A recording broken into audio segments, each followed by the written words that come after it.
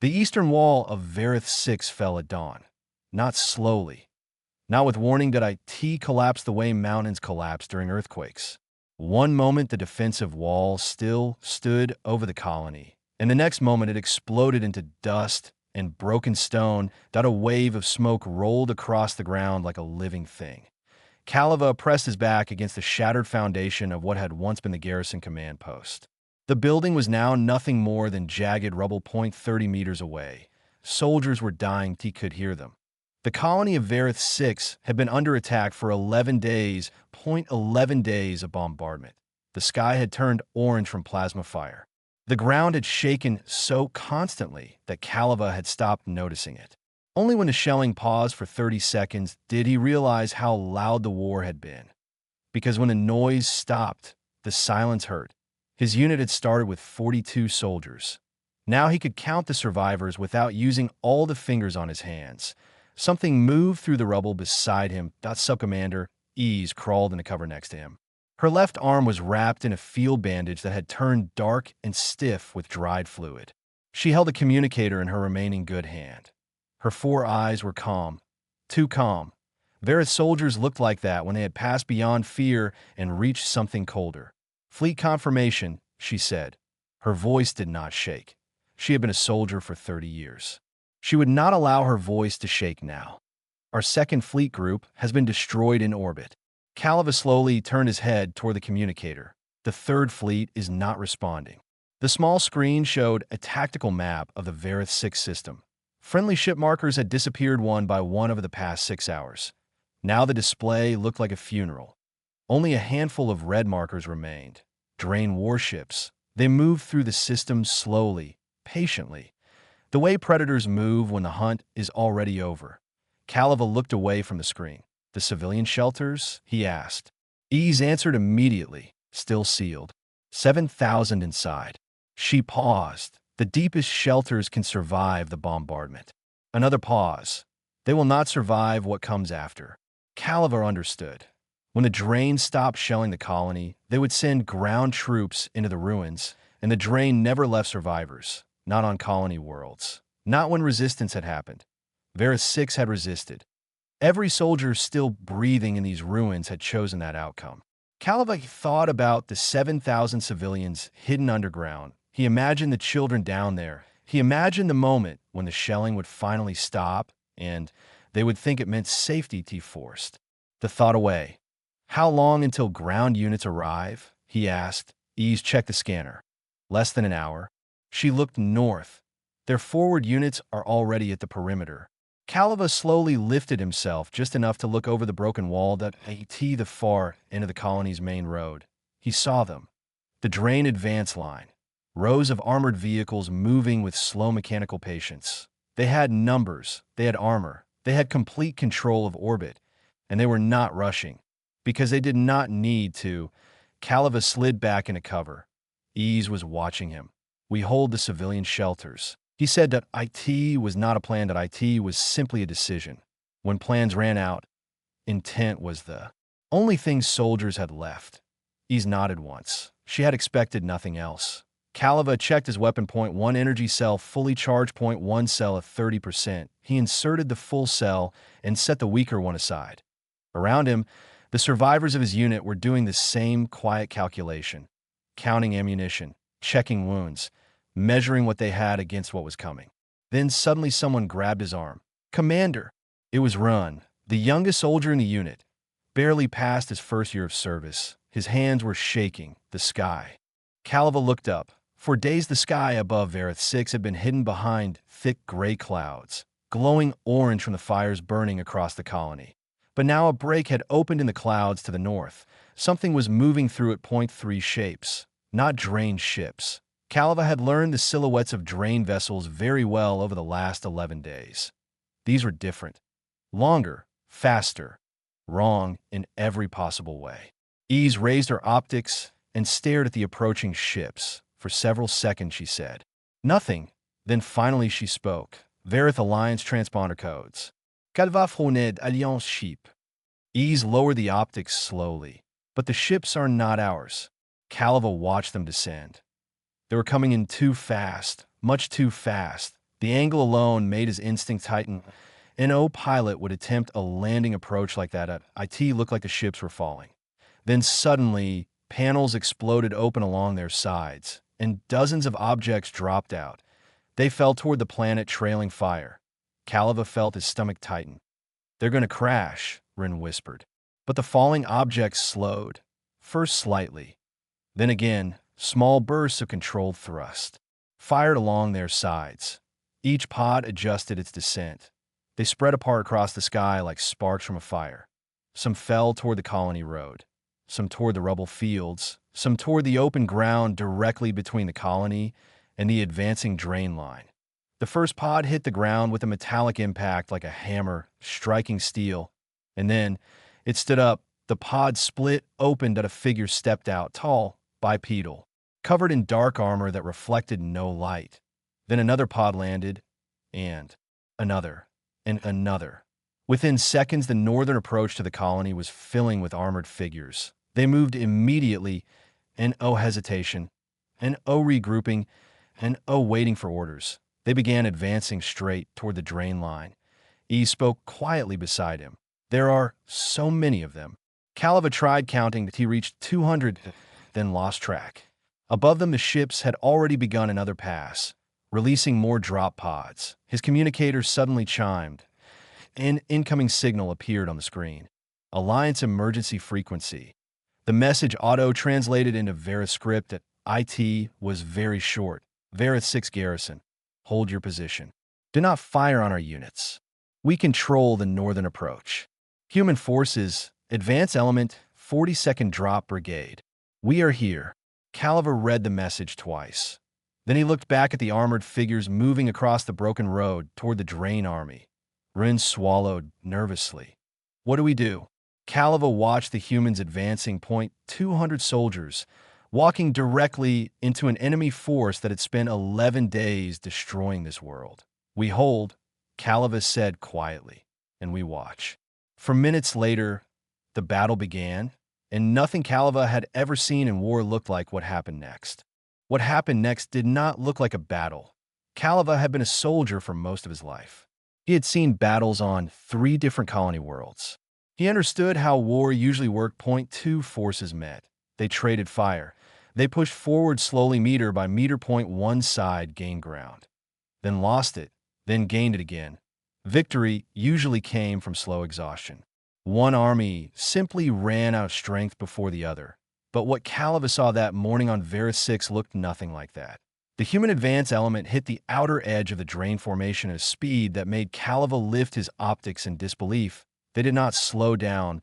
They did not stop at the edge of the enemy line. They went straight through it, not around the sides, not by slowly pushing forward. They punched directly into the center of the drain formation like a spear. The humans moved in a tight wedge formation. The front edge of the wedge crashed into the drain line, and within seconds they had already broken through. Calava watched in stunned silence. The drain soldiers on the flanks were still turning to respond when the human wedge had already moved 40 meters past them. Then the formation split. Human soldiers spread outward from inside the drain line, attacking from the center and the sides at the same time. The effect was immediate. The drain formation collapsed inward on itself. Calava tracked the leading soldier through his optics. A human in dark armor moving at the front of the wedge. He moved with terrifying precision. Every step seemed planned before it happened. He fired while running, hitting targets without slowing. When he dropped behind cover, it lasted less than a second before he was moving again. Later, Calava would learn the man's name. Connor Webb. That moment, he was simply the soldier tearing open the drain front line. The drain reacted quickly. They were not incompetent soldiers. Calava respected that even now. Their units shifted formation. Heavy weapon platforms rotated toward the human flanks. If those weapons fired, they could shred the human advance. But before the heavy guns could fully rotate, a human soldier broke away from the main formation. Calava focused his optics on her. She moved fast. 3 other humans followed her toward the heavy weapon position. She reached it before the weapon could finish turning. The entire action lasted 11 seconds. When it was over, the Drain heavy weapon crew was down, and the gun was silent. Calava lowered his optics slowly. He had been counting. He needed numbers to understand what he was seeing. His communicator chimed again. A new message appeared. Garrison Commander, this is Webb. Human Advance Element. We are pushing the drain line toward Ridge Grid 7. We need your unit to hold the shelter access points. Do not allow drain infantry to circle back into the civilian sectors. Confirm. Calava stared at the message. He looked back toward the battlefield. The human soldier leading the charge, the one destroying the drain line, was also sending coordination messages in the middle of combat. Ease leaned closer and read the message over his shoulder. They are multitasking, she said slowly. Her tone carried a hint of disbelief. Calava nodded. Confirm, he replied through the communicator. Then he turned toward his surviving soldiers. 0.9 of them, 0.9 soldiers, where 42 had once stood.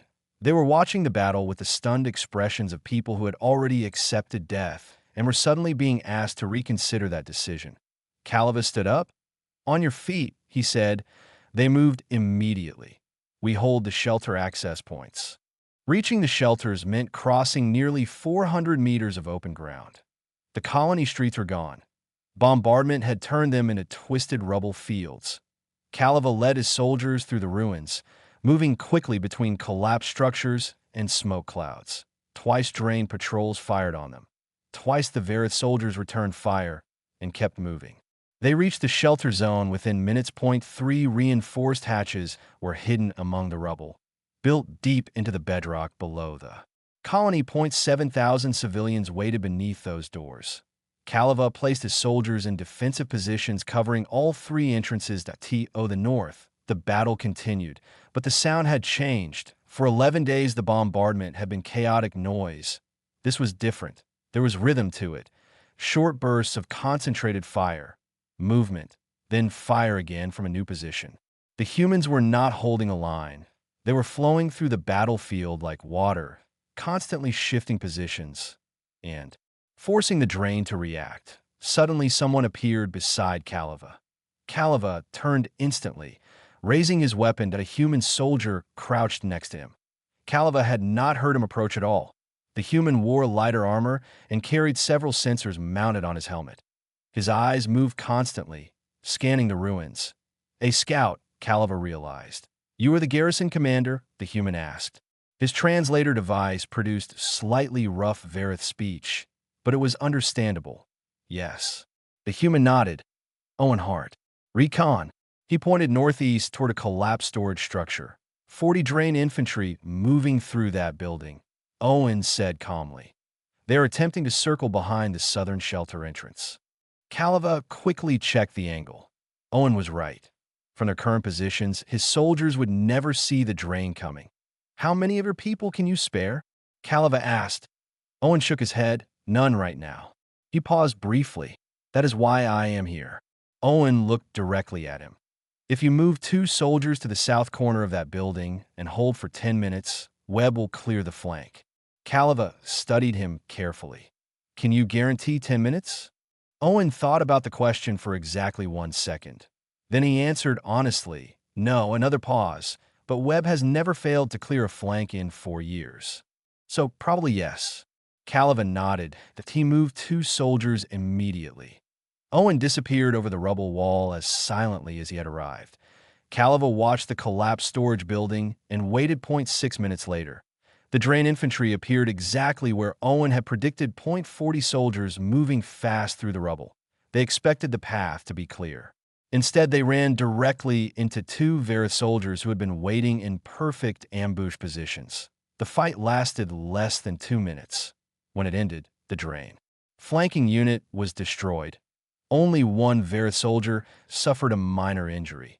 Calava sent a short message to Webb. Southern access secure.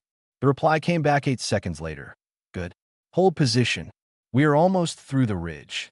Calava looked north again. The battle had changed once more. The drain line had not broken yet, but it was bending, slowly being forced backward toward the rocky ridge at the edge of the colony. Ease raised her optics again. She studied the human soldiers carefully. They never stop, she said quietly. Calava watched them advance. She was right. The humans have been fighting for nearly 30 minutes now. There had been no pause, and no regrouping, and no rest. If they stop, ease continued. They lose the pressure. Caliban nodded slowly. So they built themselves into something that does not stop. He looked back toward the battlefield. Hundreds of human soldiers moving through smoke and ruins, pushing an army backward without ever slowing. He wondered what kind of training created soldiers like that, and what kind of cost it demanded from them. To the north, the drain forces finally reached the ridge, and that was when the real problem appeared. The ridge had been a problem for 3 days. IT stretched across the northern edge of the colony like a broken stone wall, a natural barrier of rock and shattered ground.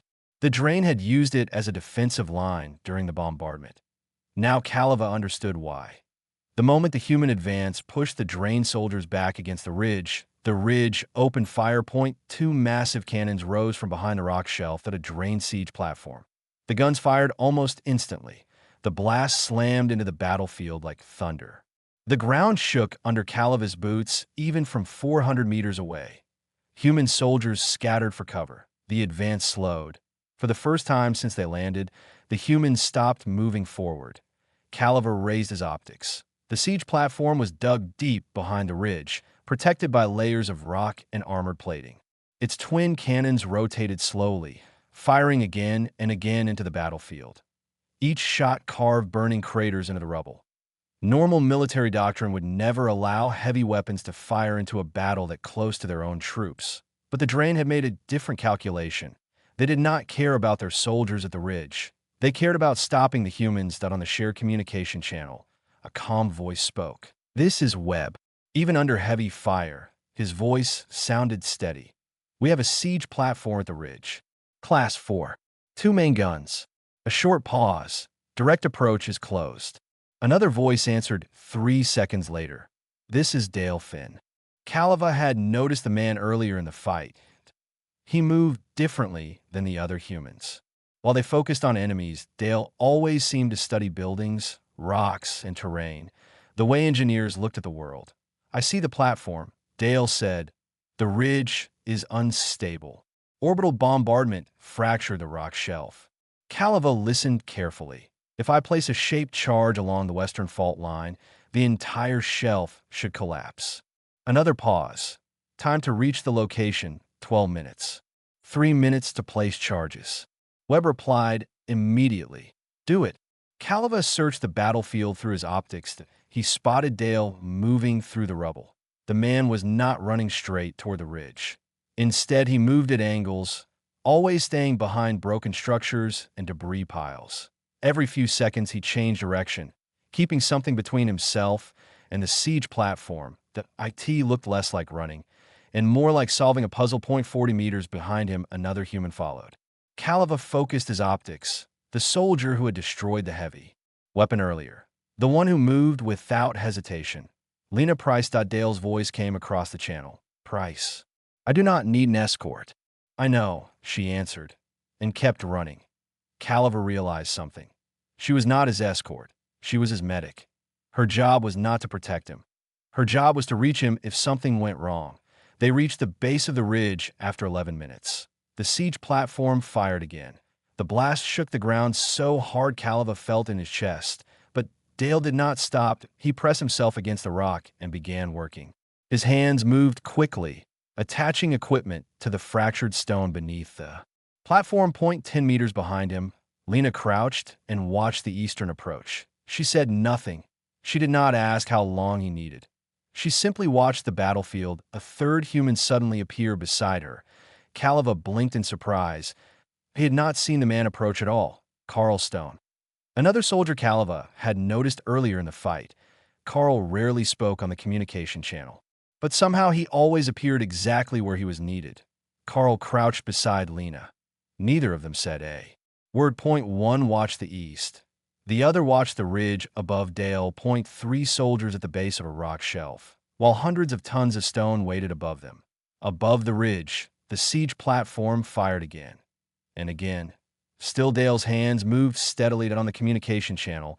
Webb continued directing the rest of the battle. That he rotated units, shifted pressure on the drain flanks. and kept the entire front line from collapsing while Dale worked. He did all of this while tracking 62 soldiers across the battlefield. Calava listened carefully. Webb never raised his voice. There was no panic and no hesitation, only calm instructions. Finally, Dale spoke again. Charges placed. He immediately began moving away from the ridge. Fast. Low to the ground. Lena and Carl moved with him without a word. They ran together across open ground. Webb, Dale said. Ready. Webb answered instantly. All units pulled back 30 meters. Calava shouted to his soldiers, "Brace!" He gripped the broken foundation beside him and looked toward the ridge. The explosion was quieter than he expected. Not a roar, just a sharp crack. For a moment, nothing happened. Then the rock shelf began to move, slowly, like a wall tipping forward. The ground trembled. More cracks spread through the stone. Then gravity took control. The entire ridge face collapsed. Hundreds of tons of rock crashed downward in a single massive wave. The siege platform disappeared beneath the avalanche. Dust exploded into the sky. When the cloud finally began to settle, the ridge was gone, and so was the drained siege weapon on the channel. Webb gave one simple order: advance. The humans moved forward again, and this time, nothing stopped them. The moment the ridge collapsed, the battle changed. For 11 days, the drain had been the hunters. Now they were the ones being pushed back. Webb's voice came across the channel again. Advance. That was all he said, but every human soldier moved at once. They flowed forward through the dust cloud left by the fallen ridge, spreading across the broken ground with the same steady rhythm they had shown since landing. Measured, controlled, relentless. Calava watched through his optics as the human line pushed into the space the drain had just lost. Without the siege platform, the drain forces had lost their strongest defensive position, and the humans did not give them time to recover. They pressed forward immediately. The drain tried to reorganize. Armored vehicles reversed behind a remaining rock cover. Infantry squads attempted to form defensive lines, but the humans kept moving. Every time the drain tried to regroup, human units appeared from another angle. They were everywhere, always moving, always pushing. The battlefield slowly shifted north, not in a sudden collapse, but in steady pressure. Like a door being forced closed, Calava listened to the communication channel while watching the fight. Webb directed the advance without ever sounding rushed. Left flank, push 10 meters. Right team, hold position. Price, casualty report. Stone, rotate south. Each order was short, clear, precise. Calava had commanded soldiers for many years. He knew how difficult it was to keep control of a battle, but Webb seemed to manage it as if it were routine. After 20 minutes, the drain line finally began to break. First, it was small that a squad pulling back without orders. Then another unit moving away from its assigned position. Then an armored vehicle turning around completely. Calava had seen this happen before. Once a retreat started without coordination, it spread quickly. Fear traveled through an army faster than commands ever could. The drained soldiers began withdrawing toward the far hills beyond the colony. Some still fought. Some ran. Some simply tried to survive. The human advance element did not chase them recklessly. They moved forward only until the colony was secure. Then they stopped. They held the ground they had taken. The discipline impressed Calava almost as much as the attack itself. Many armies would have pursued the fleeing enemy. These soldiers did not. They had achieved their objective as they stopped. Silence slowly returned to Varith 6, a not complete silence. There were still fires burning across the ruins, still distant sounds of damaged machinery collapsing. But the fighting was over. Calava lowered his weapon. For the first time in 11 days, he realized he was still alive. He turned to his soldiers. 0.9 of them remained, exhausted, injured, covered in dust and smoke, but alive. Hold positions, he told them quietly. Then he began walking north, across the broken road that had once been the center of the colony. The sky had cleared while the battle ended. The orange glow of the bombardment faded into a pale blue afternoon. It felt wrong. The world looked too peaceful for what had just happened.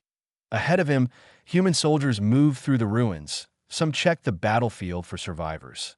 Others helped injured Verith soldiers to safer positions. None of them celebrated. None of them shouted victory. They simply worked, doing the next task that needed to be done. Calava finally reached the northern road. A human soldier stood there looking toward the distant hills where the drain forces were disappearing.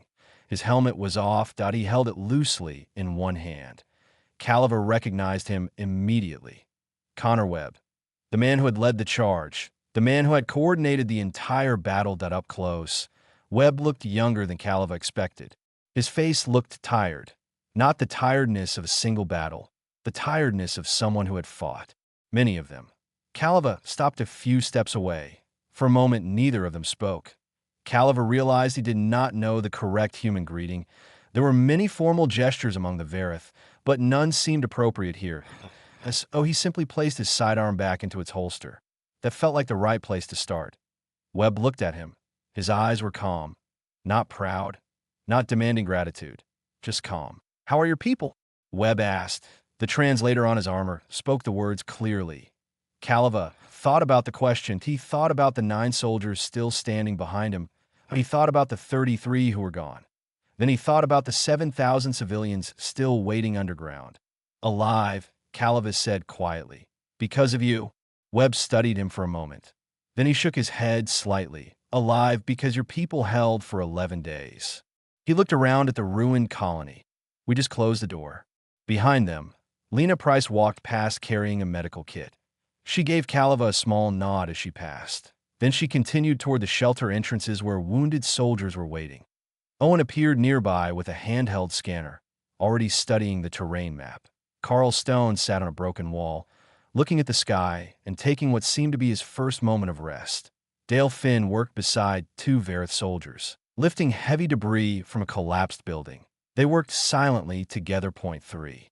Soldiers from different worlds, moving the same broken stones. Calava watched them all. These strange humans. Soldiers who fell from orbit at killing speed and stood up running. Soldiers who crossed the galaxy to defend people they had never met. He looked up at the sky. The 3 human ships still circled high above the colony. Their signals now appeared clearly on his communicator. Human forces, 42nd drop, Brigade advance element. Calava read the last words again. Advance element. The first piece of something larger. He turned back to Webb. "Are more of your soldiers coming?" Calava asked. Webb glanced up at the ships in orbit. For a moment, something almost like a smile crossed his face. "They already are," he said. Calava followed his gaze toward the sky. And for the first time since the eastern wall had collapsed at dawn, he felt something different, something that had not existed on this battlefield before. Hope. Calava stood in the middle of the ruined road and looked up at the sky. The human ships were still there. Point 3 dark shapes, moving slowly in orbit above Verith 6. Steady. Patient.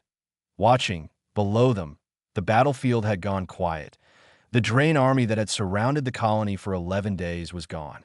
Their surviving units were retreating across the distant hills, leaving behind broken vehicles and abandoned weapons. For the first time since the siege began, the war had moved away from the colony. Calava looked down at the communicator in his hand. There was one signal he still had not sent. Below the surface of Verith 6, nearly 7,000 civilians waited inside the deep shelters. Families, workers, children. They had spent 11 days listening to the bombardment above them. They had heard the explosions, the collapsing buildings, the distant sounds of battle. But they had no way of knowing what was happening now. They were still waiting for the signal. Point 3 short pulses, the code that meant all clear. Calava hesitated for a moment. Then he pressed the transmitter. The communicator sent the signal. Point 3 short pulses, deep below the colony. Inside reinforced bunkers buried in the rock, receivers began to beep. Calava imagined what was happening down there. The moment someone heard the signal. The moment they realized the bombardment had stopped. The moment they understood they had survived, he imagined the first doors opening. The first cautious steps back toward the surface. 7,000 people taking their first breath of open air after 11 days underground. Around him, the human soldiers continued their quiet work. Lena Price had already reached the shelter access points. She knelt beside an injured Verith soldier, checking his wounds and preparing treatment with quick, careful Movements. Owen Hart walked slowly through the ruins, scanning the horizon with his equipment to make sure no drain units were attempting to return. Dale Finn worked with several Vera survivors to clear heavy debris blocking one of the colony roads. Carl Stone stood nearby, watching the sky and the distant hills at the same time. None of them acted like heroes. None of them spoke about victory. They simply did the next job that needed doing. Calava watched them for a long moment. These soldiers had arrived only an hour earlier. They had fallen from orbit like meteors. They had fought through an entire army without stopping. And now they worked quietly among the ruins of a world that was not their own. Calava turned toward Webb again. The human commander was still standing near the road, watching the distant horizon. "Why?" Calava asked. Webb glanced at him. "Why come here?" Calava continued. "This world is not yours. These people are not yours." Webb looked back toward the colony. For a moment he did not answer. Then he spoke. "You asked if more of us were coming." Calava nodded. Webb pointed upward toward the ships in orbit. 42 soldiers landed here today. Calava remembered the number. The same number his own unit had once held. "Advance element," Webb continued. "That means the first wave." Calava looked back toward the sky again. "How many more?" he asked, but Webb's expression did not change. "Enough." The word hung quietly in the air. Behind them, the heavy doors of the first shelter began to open to dust-covered civilians slowly climbed out into the daylight. Some of them looked around in confusion. Some stared silently at the ruined buildings. Some simply stood there, breathing the air of the surface again. Then they began noticing the soldiers around them. Verith defenders, human soldiers. The bodies of drained troops scattered across the battlefield. The people of the colony slowly realized what had happened. A group of children ran toward the road. One of them stopped near Calava and looked up at him. "Is it over?" the child asked. Calava looked down at him. For 11 days he had not been able to answer that question. Now he could. "Yes," Calava said softly. "It's over." The child nodded and ran back toward his family. More shelter doors were opening now. People were emerging everywhere.